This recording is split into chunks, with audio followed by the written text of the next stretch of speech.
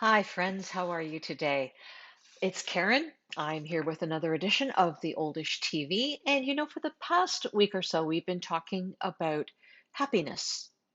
And I want to carry that on just a little bit with a discussion about something that I read about in a magazine and wanted to share with you because it does affect happiness.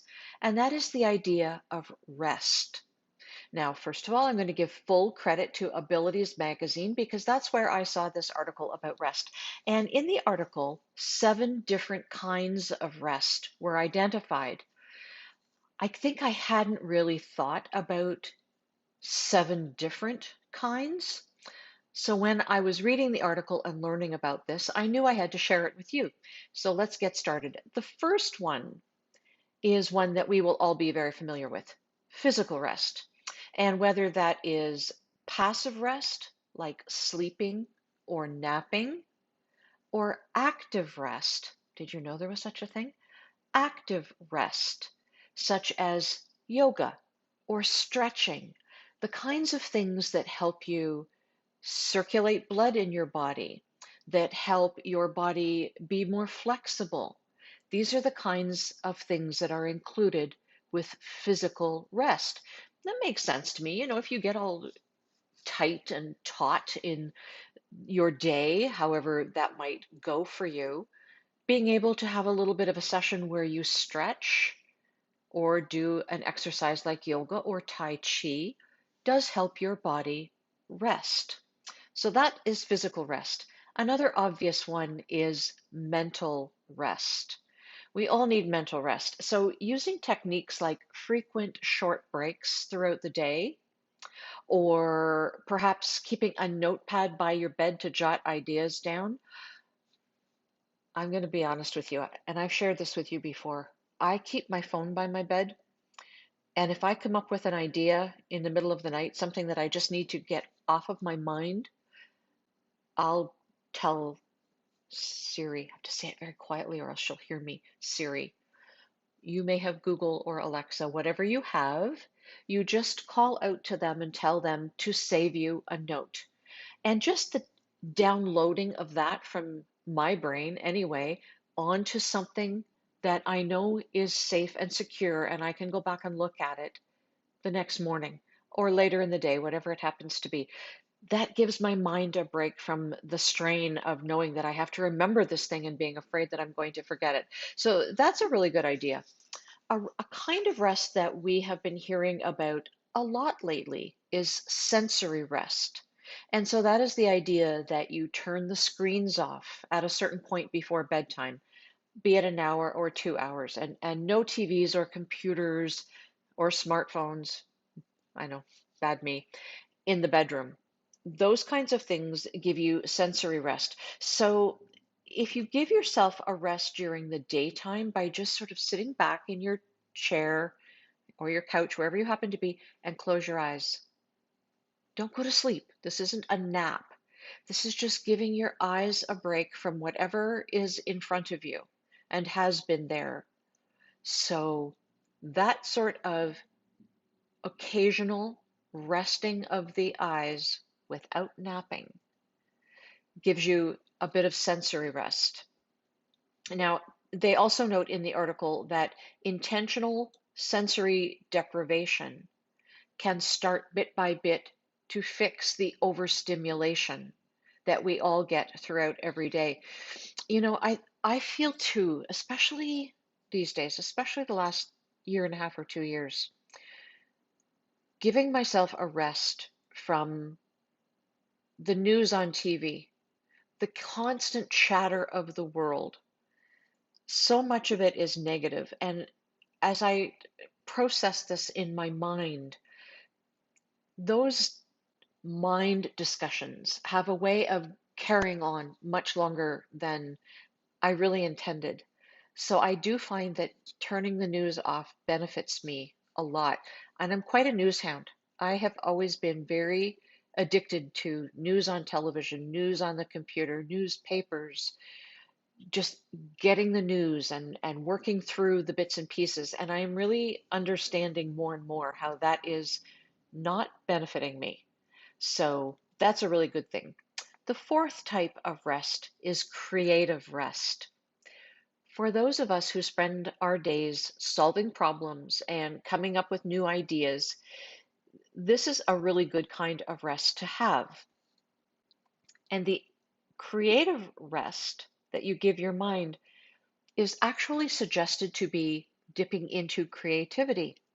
So, listening to music, exposing yourself to art, perhaps having artwork in your workspace that gives you pleasure, and taking the time to actually look at it and study it, or in the case of music, listen to it.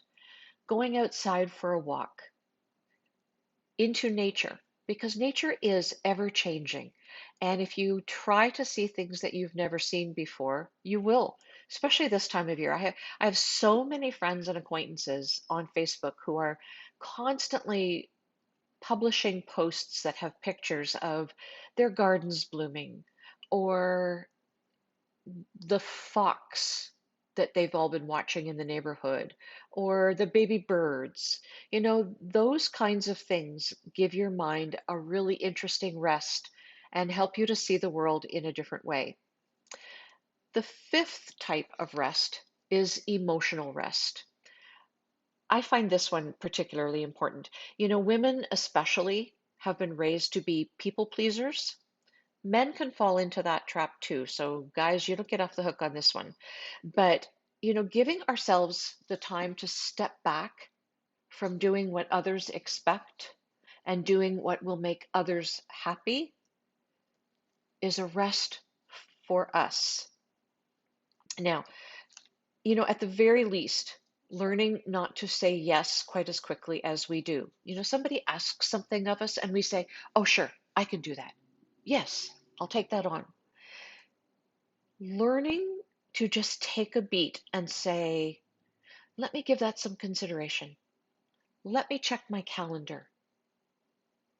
Gives you a bit of breathing space to assess whether or not that task is appropriate for you, really fits into your life, will cause you too much stress in one area of your life that you don't need, or won't give you the rest that you need in another area of life.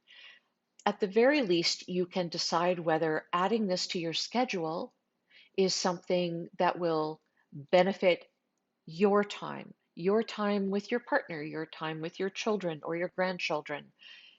So it's as much learning not to take time away from the things that give you pleasure as it is learning to understand the difference between the things that people ask of you that give you pleasure or that make you feel like you're obligated.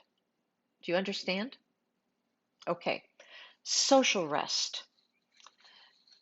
We all have people around us that feed us and relationships that don't, that take energy from us. So, having that social rest, intentionally having people around you who are positive and uplifting, and spending less time with people who are negative, who are doom and gloom, and take positivity away from us. We all know people like that. And many of us have gone through a period of backing away from people in our lives that take energy from us and don't add to us. You know that old sales adage that you spend 80% of your time dealing with 20% of your customers? You can spend 80% of your emotional time dealing with 20% of your friends who are negative, negative, negative.